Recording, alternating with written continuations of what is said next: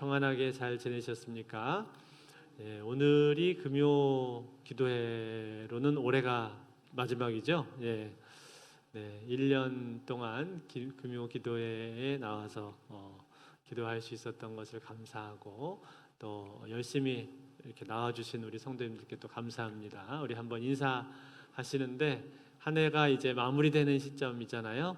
한 해 동안 다들 많이 수고하셨는데 수고 많이 하셨습니다. 축복합니다. 이렇게 한번 인사하겠습니다. 수고 많이 하셨습니다. 축복합니다.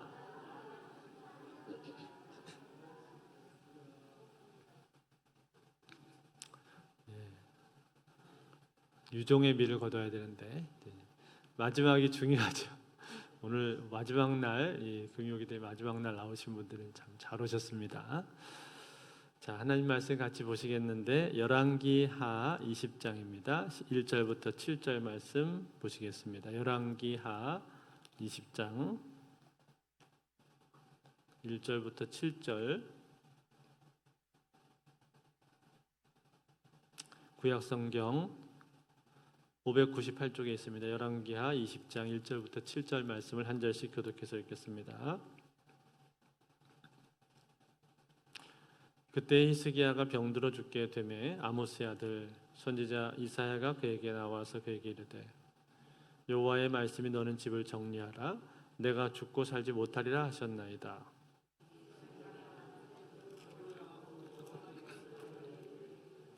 여호와여 구하오니 내가 진실과 전심으로 주 앞에 행하며 주께서 보시기에 선하게 행한 것을 기억하옵소서 하고 히스기야가 심히 통곡하더라.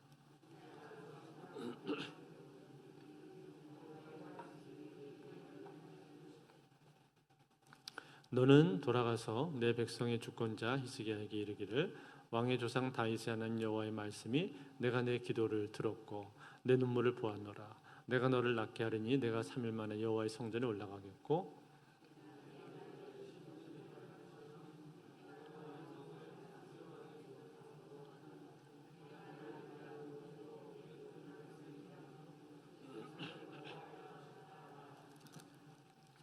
같이 읽겠습니다. 이사야가 이르되 무화과 반죽을 가져오라 하매 무리가 가져다가 그 상처에 놓으니 나으니라. 아멘.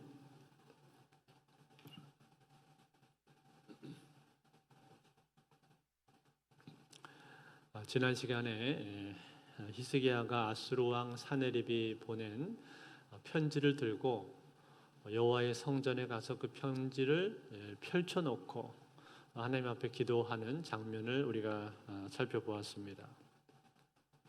유다에게 있어서는 절체절명의 위기 상황이었었는데 그때 이 히스기야라고 하는 이 한 사람의 믿음의 기도를 통해서 하나님께서 그 기도를 들어주셨고 그리고 여호와의 사자가 아수르 진영의 밤에 들어가서 무려 18만 5천 명 이나 되는 큰 군대를 하룻밤 사이에 다 몰살을 시켰습니다. 참으로 놀라운 역사가 나타나게 되었던 것이죠. 그것을 통해서 유다는 위기 상황을 모면하게 되는 장면을 우리가 지난주에 함께 살펴보았습니다. 그런데 오늘 본문에 오니까 오늘 본문에서는 히스기야가 병에 걸리는 장면을 우리가 보게 됩니다. 오늘 1절 말씀에 그것을 말해주고 있는데 이렇게 소개를 해주고 있어요. 그때 히스기야가 병들어 죽게 되매 아모스의 아들 선지자 이사야가 그에게 나와서 그에게 이르되 여호와의 말씀이 너는 집을 정리하라 내가 죽고 살지 못하리라 하셨나이다. 자, 여기 그때라고 말을 했는데 그때가 언제를 말을 하는 걸까요? 이것은 유다가 아수르의 공격으로부터 아직 완전히 벗어나지 못했을 때를 말을 하고 있는 겁니다. 왜 그런가 하니 6절 뒷부분에 보면 힌트가 나오는데 내가 나를 위하고 또 내 종 다윗을 위함으로 이 성을 보호하리라 이런 말이 나오거든요. 이 성을 보호하겠다. 또 같은 내용을 다루고 있는 이사야서 38장 6절에도 보면은 이런 구절이 있습니다. 너와 이 성을 아수르 왕의 손에서 건져내겠고 내가 또 이 성을 보호하리라.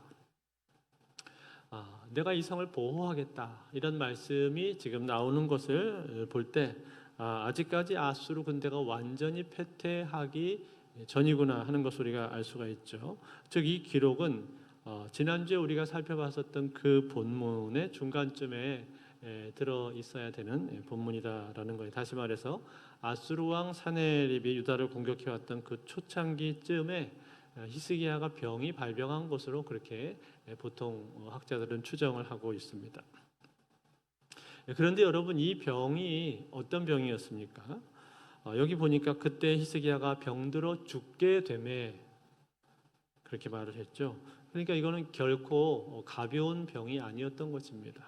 상당히 중병에 지금 걸려서 죽을 지경이 되었다라는 거예요. 병들어 죽게 되매라고 그렇게 말을 했으니까 굉장히 심각한 중병에 지금 걸려 있는 거죠. 그런데 그것보다 더 심각한 것은 무엇일까요?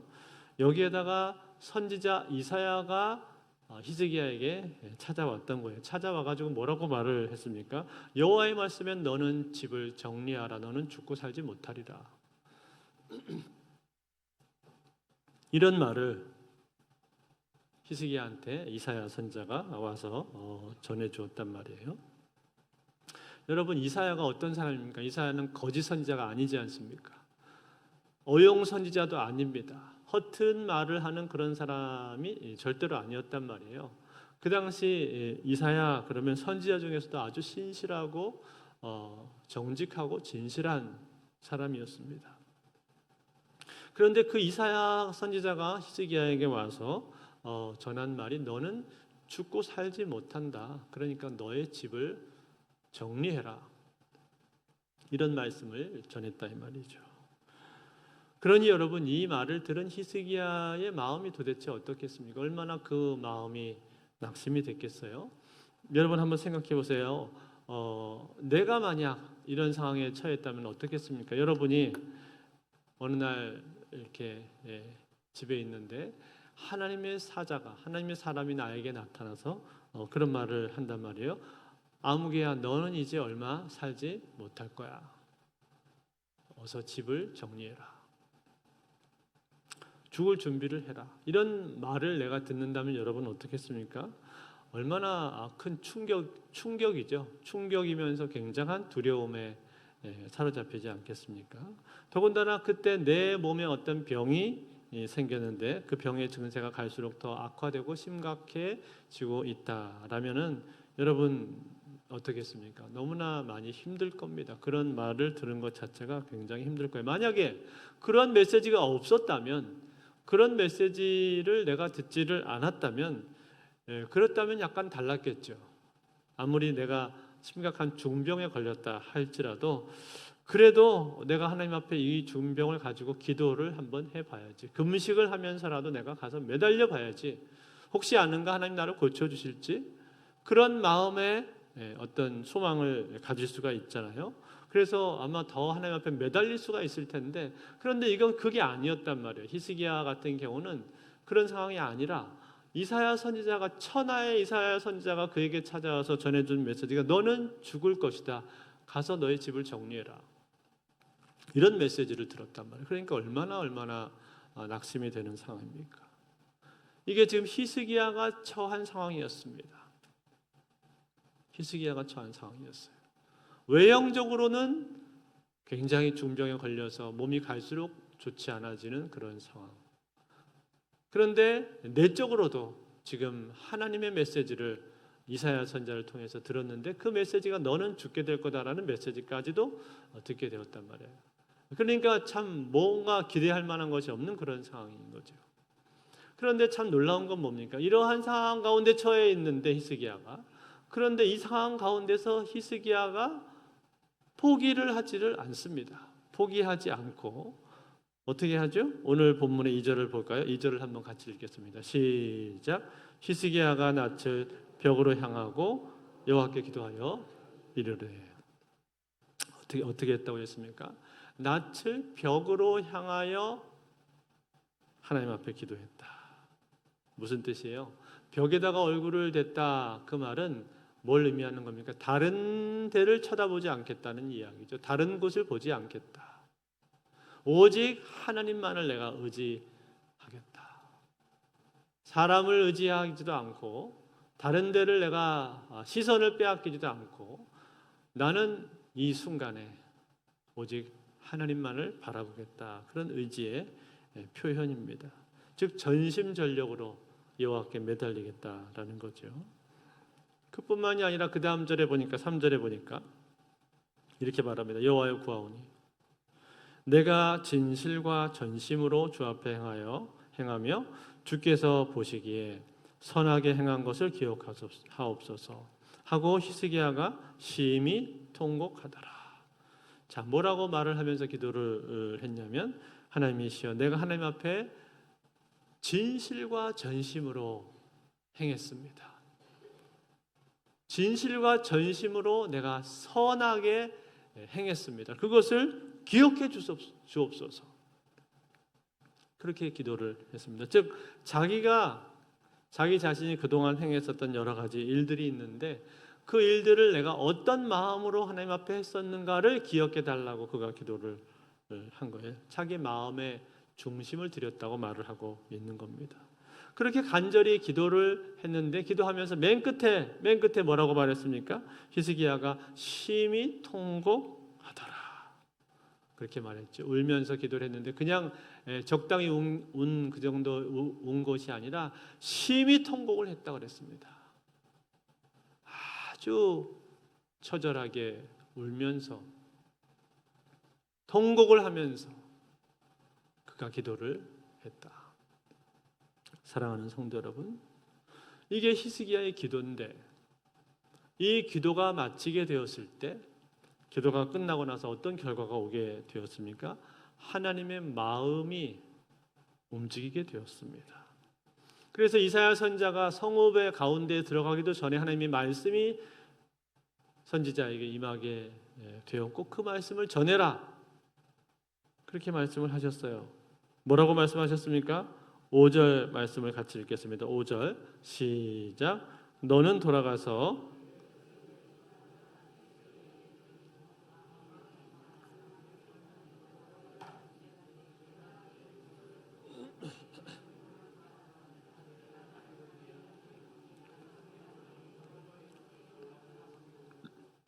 자, 뭐라고 하나님께서 말씀하셨어요? 내가 너의 기도를 들었고 너의 눈물을 보았노라. 히스기야의 눈물을 보았다. 그리고 너의 기도를 들었다. 그렇게 말씀을 해주셨죠. 그리고 내가 너에게 응답해 주겠다. 내가 너를 낫게 하리니 너는 3일 만에 이제 여호와의 성전으로 올라가게 될 거다. 그렇게 말씀을 해주셨습니다. 그리고 나서 그의 생명을 연장을 시켜주신다고 약속하셨는데 몇 년을 연장을 시켜주신다고 하셨어요? 15년을 연장을 시켜주신다라고 말씀을 하셨습니다. 그리고 내가 이 성을 아수르로부터 구원해 줄 것이다 라는 약속까지 하나님께서 해주신 것이죠. 그 말씀을 듣고 나서 이제 이사야 선지자는 어떻게 합니까? 실행을 그대로 합니다. 7절에 보시면 이사야가 이르되 무화과 반죽을 가져오라 하매 무리가 가져다가 그 상처에 놓으니 나으리라.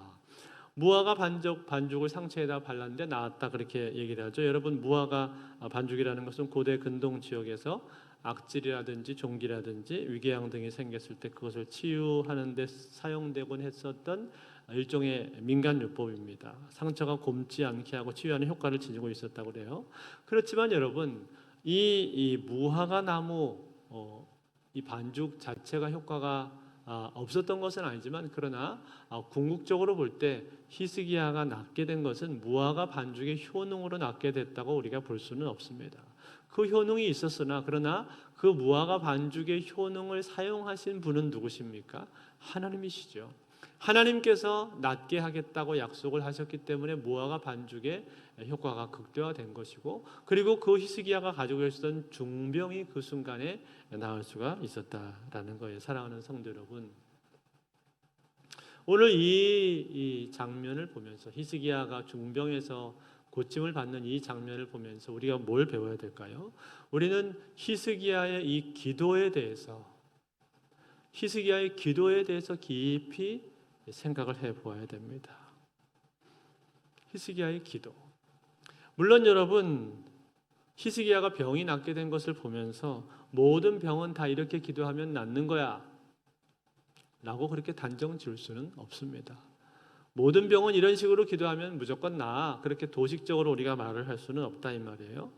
특별한 하나님의 은혜가 그 가운데 있었던 것이고, 그리고 우리의 질병이 나아지거나 치유하는 모든 주권은 누구에게 있습니까? 하나님께 있습니다. 하나님이 주관하시는 거예요. 하나님의 크신 계획과 섭리 가운데 있는 것입니다. 그렇지만 그렇다 할지라도 오늘 이 내용이 우리에게 아무런 의미가 없는 것은 아닙니다.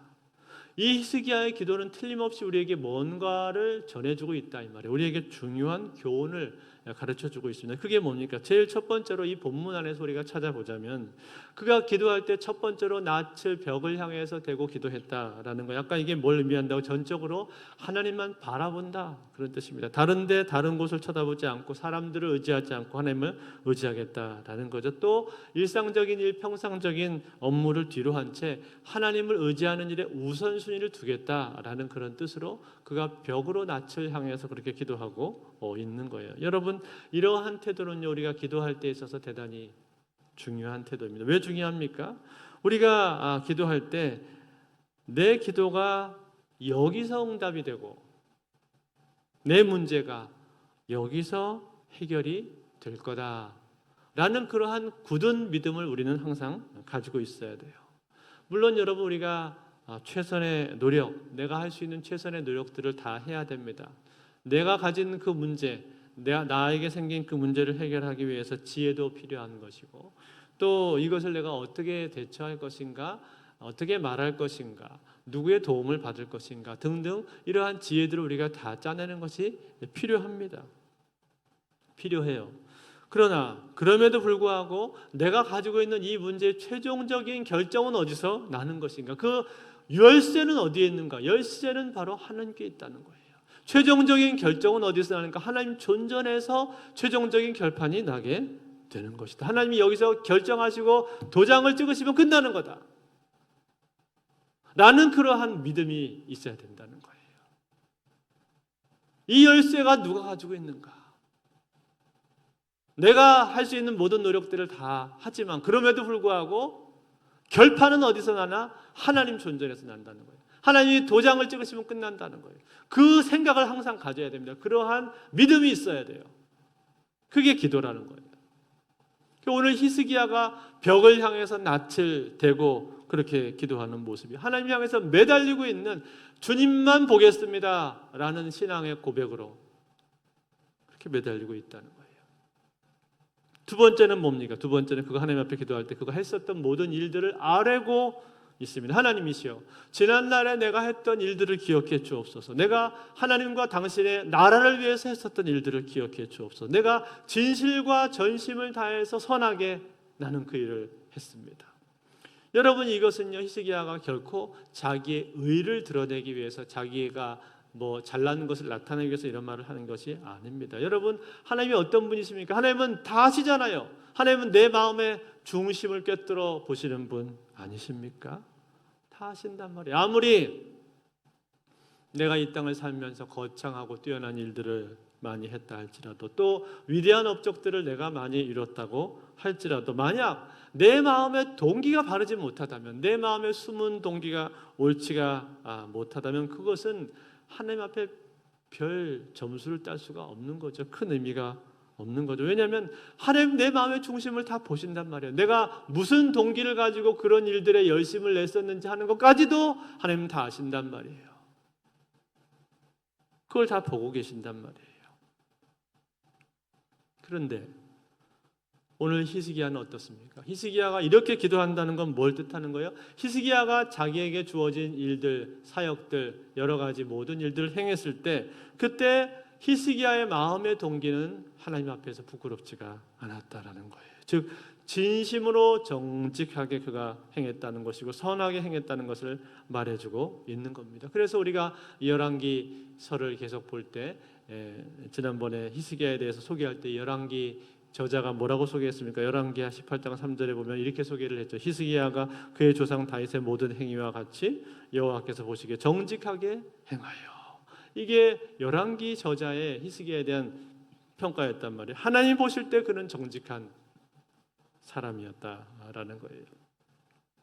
그랬기 때문에 그렇기 때문에 그는 하나님 앞에서 자기의 마음과 행동을 있는 그대로 다 꺼내 놓을 수가 있는 것입니다. 그것을 다 꺼내 놓으면서 하나님 앞에 그것을 아뢰고 있는 것. 이러한 고백은요, 여러분, 하나님 마음을 움직이는 데 있어서 중요한 역할을 지금 하고 있다라는 거예요. 중요한 요소가 되고 있다는 거예요. 마지막 세 번째는 뭡니까? 그가 기도하면서 심히 통곡하면서 기도했다라는 거죠. 여러분, 우리가 기도를 하는데 내 옆에서 누군가가 울면서 기도를 하는 경우를 여러분 보신 적이 있습니까? 나는 기도를 하고 있는데 내 옆에 있는 어떤 사람이 심하게 울면서 기도를 한다면 그러면 여러분 마음이 어떠시죠? 내 옆에 있는 사람이 통곡을 하면서 기도하는 모습을 보면은 내 마음이 아프죠.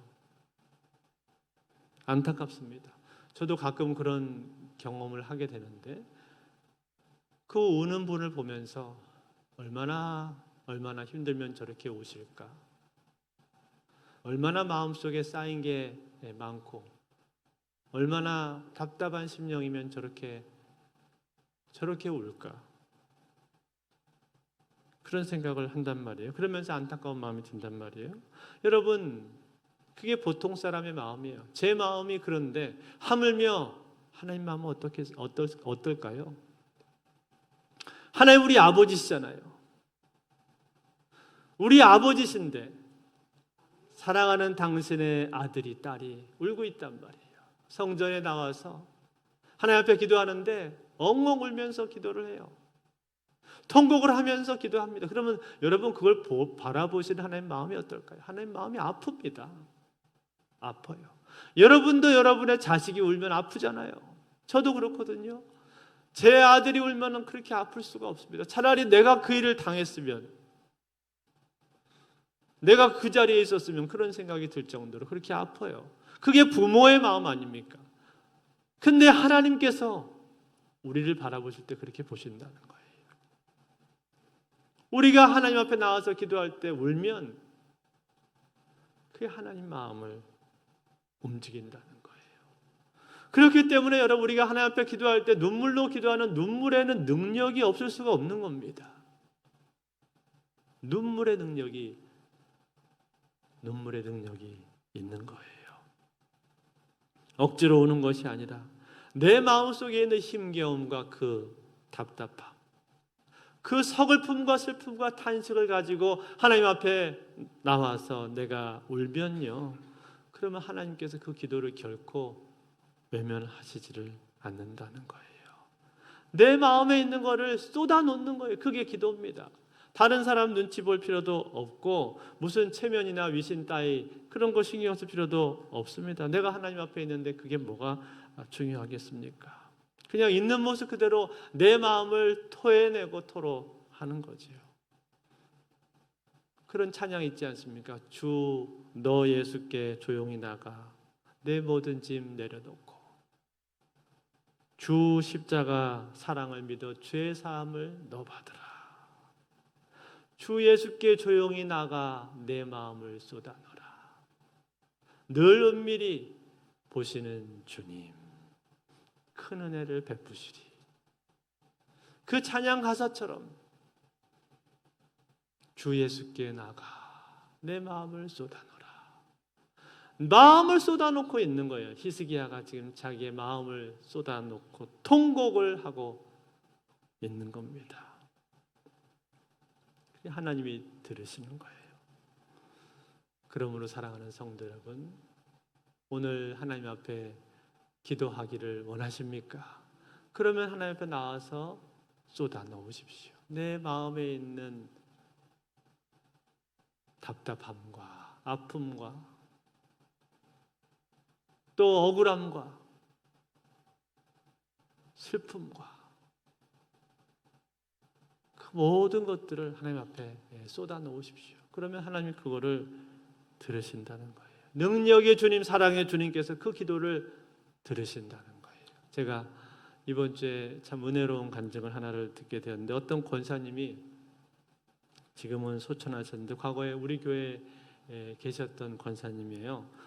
이분이 중병에 걸렸는데 병원에 가서 진찰을 받았더니 한 달밖에 못 산다고 그렇게 의사가 얘기를 했더랍니다.